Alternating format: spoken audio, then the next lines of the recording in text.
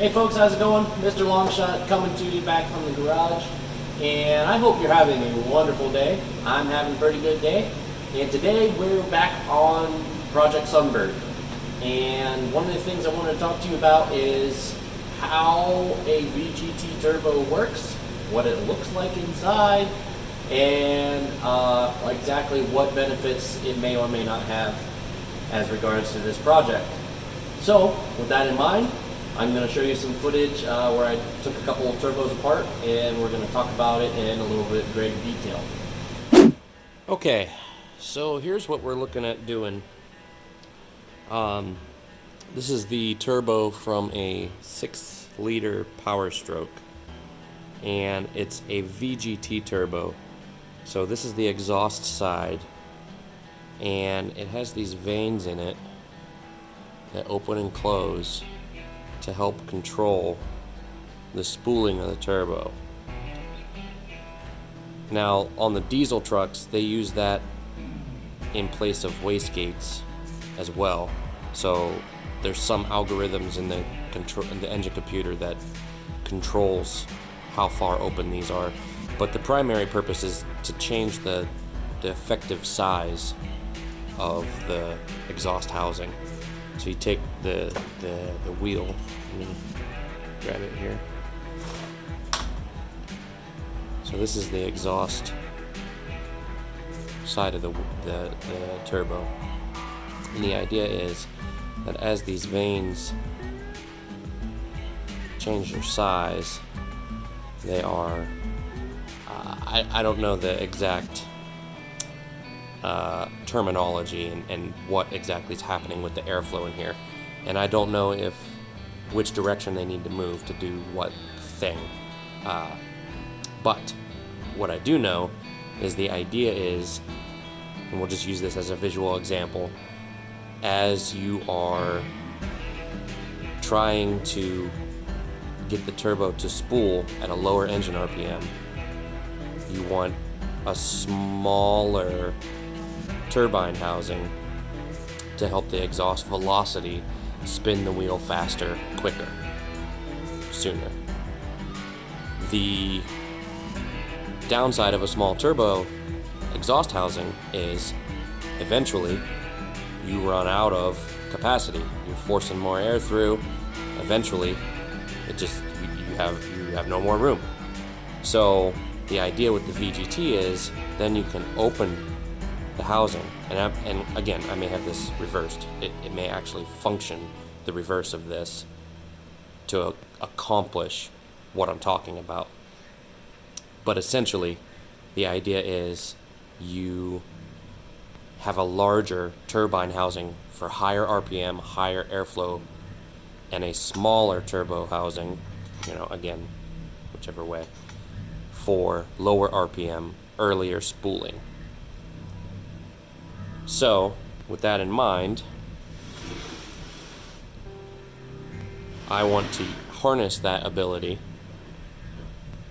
and the way they accomplish that on the Powerstroke is you have oil pressure coming in. This is the same oil pressure that feeds your bearings. Then there's this actuator in here on the other side, somewhere in this vicinity. Nope, I lied. Directly on the other side of that is a little arm that moves, and it hooks that slot in that ring.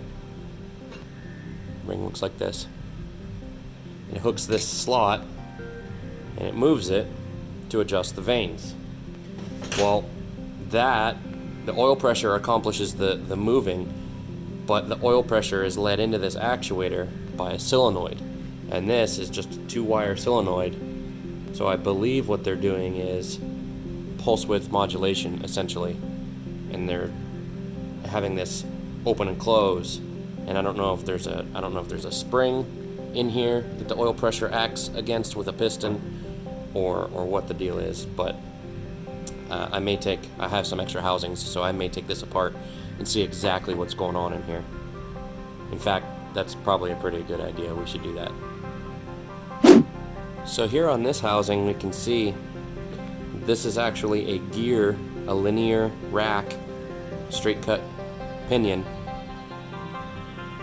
and well, this is the pinion, a straight cut rack gear on a plunger, and this arm is on a shaft. And so as oil pressure is let in on this side by the solenoid, it pushes this spring actuated rack back away from the resting point, right? And as it turns, it's turning this gear, which turns a little arm, which moves all 9 vanes with the unison gear, or unison ring. So one of the problems we're going to have is about fitment inside the engine bay with the Powerstroke turbos. A traditional turbo, you can move the housings and the center section independent of each other into whatever position fits your installation best. The Powerstroke turbos, because they are designed as an application-specific turbo, they don't work that way. The front housing has a back plate and a front plate that are mated together on most of the 6-liter Powerstroke turbos. So the front half can only go on this one way, and that leaves you with 4 different positions you can put your compressor outlet. This guy. So you can put this in 4 different positions on the turbo, and that's it. I have that mostly solved. On some of the non-pickup truck applications like bus motors and stuff like that, they used this style front housing, which you can turn in any position. Now I have one more of these, and I'm looking for a second one. This one is actually no good. It's all worn, it's all wallered out in the middle. So once I find the second one of those, the front side will be good. The problem with the VGT side is the drain has to be on the bottom, and there's this pin that aligns because we've got the actuator and that unison ring. This will only go together one way. But I think I have a solution for that. I'll take you over to the bench and I'll show you. Okay, so what we need to do is drill. Well, we need to make 8 more of these notches for all 9 positions. So I was thinking we'd send out the housings to a machine shop and have them put this on a rotary indicator and, you know, dial it in so that it's perfectly centered, and then, you know, drill these. And then I realized that is not exactly a machine fit with the alignment peg, which I think you guys can see. Yeah. So there's got to be tolerances. I don't know what they are, but this kind of just falls together, so it's not like it's super precise.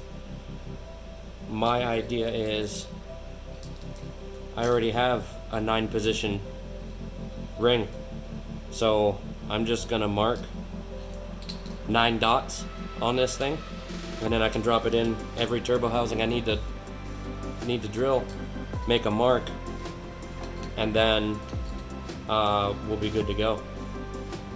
I can just come in here and, I don't know, drill press it, or even use a cutoff wheel or something. So that's what I'm going to do now.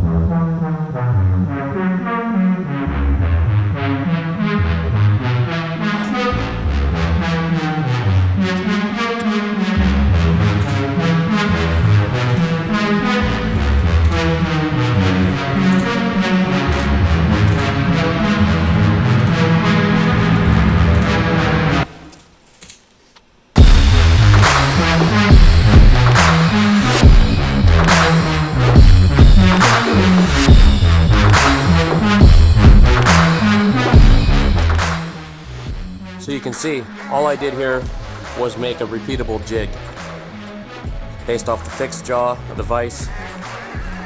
I used the drill bit to align up to the existing hole, and then I clamped everything down so it couldn't move. Then I came in here with the vise grips and I made stops so that as I rotate the round fitting on the bottom, the V-band flange of the turbo, it could only sit in one spot. And then I just turned it 8 times, lined up my dot with the vane post and the center line visually of the turbo, and just did that 8 times. And it seems to have worked. Originally, we started calling it Project Scrappybird. The idea was everything on it should be secondhand, used, scrounged, junkyard parts, so on and so forth. So, in keeping with that, I have always been a fan of the way the 6-liter Powerstroke motors sound. Their turbo whistle, specifically the 2003, the late 2003 6-liter Powerstroke, that whistle is just out of this world. It's piercing and it's so attention-getting. You just don't get that with most other turbos, diesel or gas. So, I've been collecting some extra parts. I've got a couple of different 2003 turbos. Some of them are pretty worn out. Some of them are okay and usable. So I've teamed up with KC Turbos. They are going to help me figure out what components I need, as well as the optimal scenario for running these on a gasoline-powered motor that revs twice as high as Powerstroke. There will be a lot of challenges. It's more complex than just putting 2 turbos instead of 1. I'm going to retain the variable geometry functionality. I might do a mini video about that. I have someone helping me with the control scheme and hardware and the electronics to run the variable vanes. KC is going to help me figure out when to change the vane position. We haven't decided yet if it's going to be boost related, RPM related. We may end up just having to build the system and put it on the car and see what happens. I am also going to run a pair of wastegates. In theory, the vanes should be able to control boost to some extent, but I want the wastegates in there so that we don't accidentally boost it to the moon and melt the piston with like 40 or 50 psi boost. So we'll have wastegates. They'll probably just be on a manual knob. They'll be mostly like a safety valve. I'm planning on the VGT actually controlling the boost ramp and all that. I'm going to be running a Holley ECU, so we'll have the 2-step and all that built right into that. The goal will be to leave right off the foot brake and do like a soft leave and have the power just ramp in like almost instantly. We'll see how it works out. These variable geometry turbos should be capable of that. We'll just have to see.